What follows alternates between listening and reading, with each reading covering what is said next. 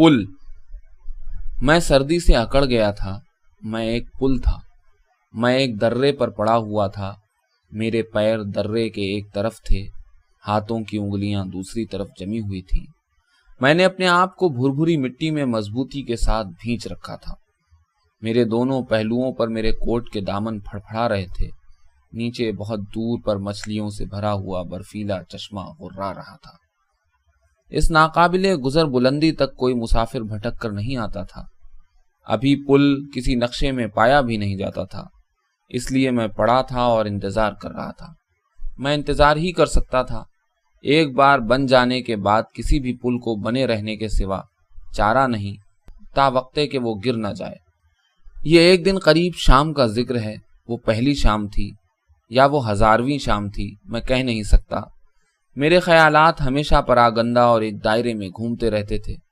ये गर्मियों के मौसम में करीब शाम का जिक्र है। चश्मे की गुर्राहट बढ़ गई थी। उस वक्त मैंने इंसानी कदमों की आहट सुनी, मेरी तरफ आती हुई।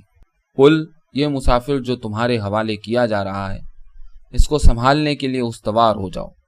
बेजंगले की मुंडेर तैयार रहो।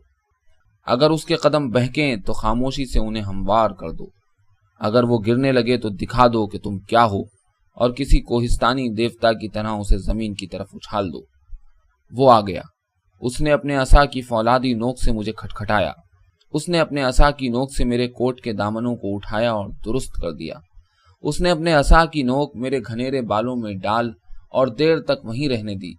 वहशत ज़दा होकर चारों तरफ देखते वक्त वो यकीनन मुझको फरामोश कर चुका था, लेकिन जब मैं पहाड़ और वादी में उसके भटकते हुए ख्यालात का पीछा कर रहा था तो अचानक वो दोनों पैरों से उछला और मेरे बदन के बीचों बीच में कूद पड़ा। मैं दर्द की टीस से थर्रा कर रह गया। वो क्या था?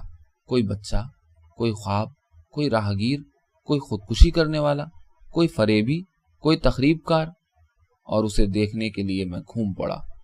पुल का घूम पड़ना, अभी मैं पूरी तरह घूमने भी ना पाया था कि गिरने लगा। मैं गिर गया और दम भर में उन नुकीली चट्टानों ने छेद छेद कर मेरे चीथड़े उड़ा दिए, जो बहते पानी से मुंह निकाले हर वक्त चुपचाप मुझे तकती रहती थी।